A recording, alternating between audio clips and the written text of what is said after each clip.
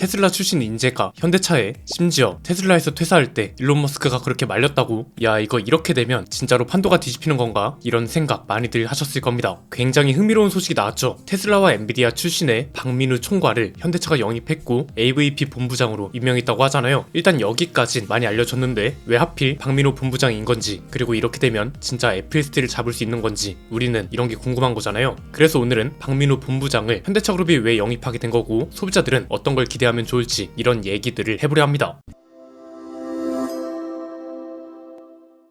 우선 박민우 본부장은 어떤 사람이고 앞으로 어떤 일을 하게 되는 거냐? 간단합니다. 현대차 그룹의 첨단차 플랫폼인 AVP 전장과 자율주행 계열사인 포티투다 CEO를 모두 하게 되는 거라고 보시면 됩니다. 임명 목적은 그래서 뭐다? 소프트웨어 정의 차량인 SDV와 자율주행 차량의 소프트웨어 경쟁력 강화, 말 그대로 자율주행과 소프트웨어를 총괄한다, 이렇게 해석하면 되는 거죠. 이 모든 걸 책임지는 만큼 매우 막중한 임무가 주어진 자리라고 할 수 있는데, 박민우 본부장은 그럼 어떤 사람이냐? 우선 전문 분야는 컴퓨터 비전, 인지, 센서 융합, 머신 러닝 이렇게 알려졌고요. 주요 경력은 테슬라와 엔비디아 출신이란 겁니다. 이게 오늘 영상 내용을 관통하니까 집중해서 봐주시면 좋을 것 같은데요. 우선 간단하게 이력부터 짚어볼까요? 우선 테슬라에 있을 때는 오토파일럿 기술 개발 초기 멤버였고요. 테슬라 비전 파이프라인 구축에도 참여한 걸로 알려졌습니다. 엔비디아에서는 어떤 일을 했냐? 자율주행 관련 일들을 했습니다. 자율주행 인지와 융합 시니어 디렉터로 일했고요. 인지, 융합, 머신러닝 파운데이션 부사장을 지냈습니다. 그냥 이력을 쭉 나열해 봐도 자율주행 기술 전문가라고 할 수 있다는 건데, 이게 현대차 그룹의 협업과도 밀접하게 관련이 있긴 할 겁니다. 대외적으로 보면 엔비디아와의 결합 속도가 빨라질 수 있게 됐다고도 할 수 있죠. 이미 많이 알려진 바와 같이 현대차 그룹은 엔비디아 블랙웰 기반의 AI 팩토리와 슈퍼컴퓨터 협력을 공식 발표했잖아요. 여기에는 차량 내 AI와 자율주행, 스마트 팩토리, 로보틱스 이런 게 모두 포함되고, 엔비디아 역시 동일한 협력 내용을 별도로 공개했습니다. 자, 여기서 중요한 게 그럼 대체 테슬라와 엔비디아에서 어떤 일을 어떻게 해서 어떤 성과를 냈냐? 사실 이게 본질이자 핵심이라 할 수 있거든요. 그렇잖아요. 아무리 대단한 이력을 가졌다 해도 여기서 얼마나 큰 기여를 했는지가 중요한 건데, 박민우 본부장이 유독 주목을 받는 이유가 여기에 있습니다. 연구 개발을 데모 버전에서만 끝낸 게 아니라 실제로 양산돼서 상용화되는 단계까지 끌고 갔던 사람이다. 이게 핵심이란 거죠. 이건 현대차 그룹 보도 자료에서도 찾아볼 수 있는 내용인데요. 엔비디아에서는 자율주행 인지 기술 개발 체계를 구축했고, 엔비디아의 자율주행 소프트웨어 플랫폼을 양산 및 상용화까지 이끌었다고 소개하고 있습니다. 테슬라 재직 시절에는 오토파일럿의 첫 테슬라 비전 론칭을 이끌었습니다. 테슬라 비전이 뭔가요? 외부 공급사 의존을 줄이기 위해서 카메라 중심의 딥러닝 시스템, 즉 레이더 없이 카메라로만 자율주행 시스템을 구축했고, 이걸 주도했던 인물이란 거죠. 우리가 흔히 전문가라고 하면 학력이나 직업만 보고 판단하는 경우가 많아서 판단 오류가 나는 사례가 꽤 있거든요. 그런데 박민우 본부장은 이력만 뛰어난 게 아니라 실전에서 성과를 낸 인물이라는 게 중요한 포인트란 거죠. 그럼 도대체 이 성과들이 왜 주목을 받고 있는 거냐? 간단합니다. 우선 앞에서 계속 언급했던 인지 프레임워크 구축, 이건 그냥 쉽게 말하면 이런 겁니다. 예컨대 자율주행 기술을 만들어요. 그럼 데이터를 수집하고 학습하고 평가해서 실전 테스트를 거치고, 이걸 수도 없이 반복해서 완벽한 모델을 만들고 그 모델을 최종 배포하는 거, 이 개발 체계를 말하는 거고요. 이 사이클을 구축한 사람이기도 하다는 겁니다. 센서 융합은 도대체 뭐냐? 도로 위에는 굉장히 다양한 상황이 펼쳐지죠. 이 상황들을 센서로 인지하고 학습해서 데이터화하는 작업이라고 보시면 됩니다. 이 조직을 총괄했다는 거죠. 테슬라 비전도 당연히 주목받을 만합니다. 약간 상징적인 건데, 테슬라가 2011년부터 레이더를 제거하고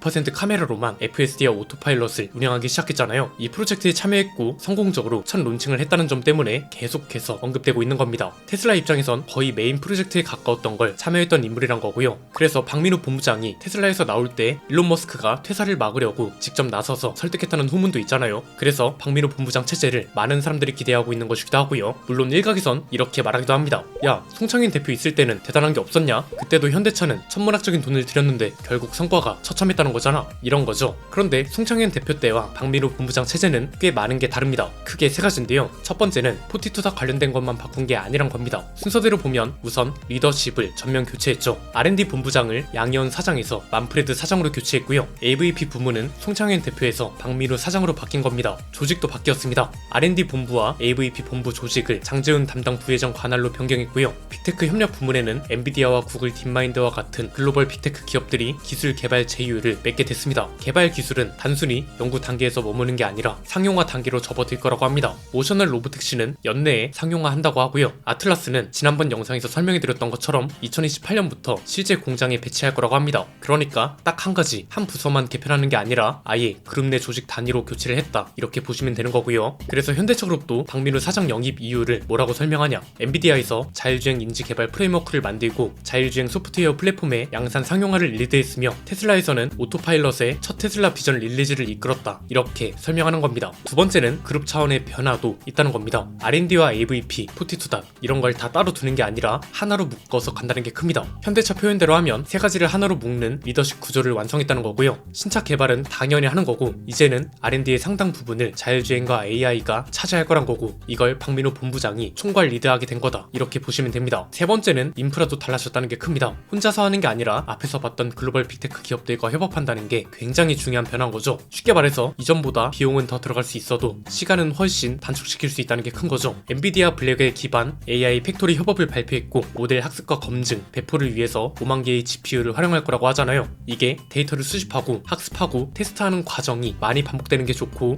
이걸 또 빠르게 이루어질수록 좋은 거라서 아예 연구 조직 단위에서 제품 공장 단위로 바꾸게 된다는 거죠. 그럼 우리가 이제 기대할 수 있는 건 뭐냐? 소비자들 입장에서 체감할 수 있는 내용이 있습니다. 우선 반복과 속도가 빨라질 수 있다, 이게 핵심입니다. 이건 무슨 말이냐? 앞에서 언급한 것처럼 자율주행은 특히나 기술 발전만큼 중요한 게 반복과 속도라고 했잖아요. 어떤 걸 반복한다? 데이터를 수집하고 학습하고 테스트하고 이 사이클을 반복하는 거죠. 그리고 이걸 반복하는 속도가 훨씬 빨라질 거란 겁니다. 왜냐면 이제는 발등에 불이 떨어진 상황이기 때문에 개선을 자주 해서 최대한 빠르게 완벽함으로 가야 한다는 거죠. 그래서 조직을 통합한 거고 박민우 사장 아래에 이런 것들을 모두 두겠다고 한 겁니다. 이렇게 되면 이제 자율주행 소프트웨어는 단순히 끼업하는 옵션이 아니라 박민우 사장 조직에서 내놓는 하나의 제품이 되는 거고 이건 곧 한국판 FSD가 되는 거죠. FSD도 단순한 옵션이라기보다 구매할 수 있냐 없냐를 따지는 하나의 상품 개념으로 보니까요. 그래서 확실한 건 눈에 보이는 결과가 슬슬 나타나게 될 거고 소비자들은 여기서부터 본격적인 체감이 시작될 겁니다. 물론 당장 오늘부터 가능하다는 건 아니지만 앞에서 말씀드린 대로 속도와 과정이 빨라질 거잖아요. 소비자들 입장에선 OTA 업데이트의 규모와 범위가 우선 달라질 가능성이 크고요. 큰 이벤트성 업데이트가 아니라 자잘한 업데이트를 자주 할 수도 있게 될 겁니다. 이게 점점 많아지면서 시간이 지나면 기존에는 안 되던 옵션이 추가되거나 자율주행 관련 옵션을 이미 추가했던 차주들은 이전에 없던 기능이 추가되거나 할 수도 있게 된다는 거죠.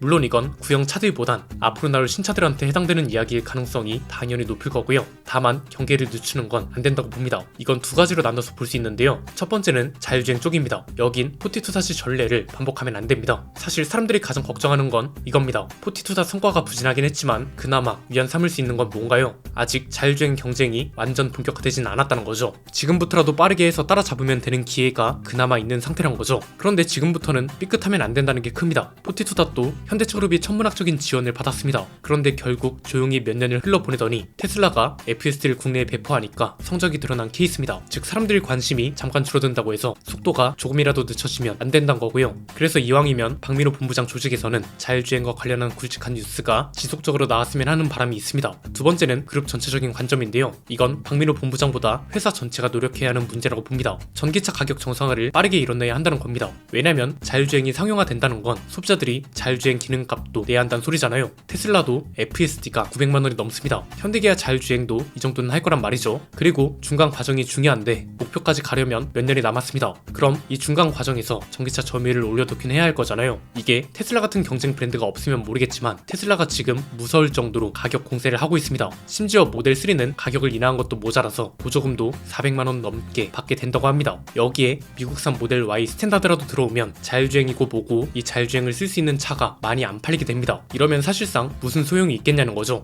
그래서 자율주행은 이미 방향을 잡고 앞으로 나아가기 시작했으니 이건 이대로 지켜보면 될 것 같고요. 이 자율주행을 활용하고 데이터를 학습하고 수집할 수 있는 실제 양산차도 당연히 많아야 하기 때문에 가격 정상화도 꼭 노력했으면 한다는 거죠. 여러분 생각은 어떠신가요? 이런 투트랙이라면 너무 완벽하지 않을까요? 댓글로 자유롭게 의견 나눠주시면 감사드리겠습니다. 오늘 내용은 여기까지입니다. 내용이 유익하셨다면 구독과 좋아요 알림 설정 부탁드립니다. 지금까지 저는 안피디였습니다. 감사합니다.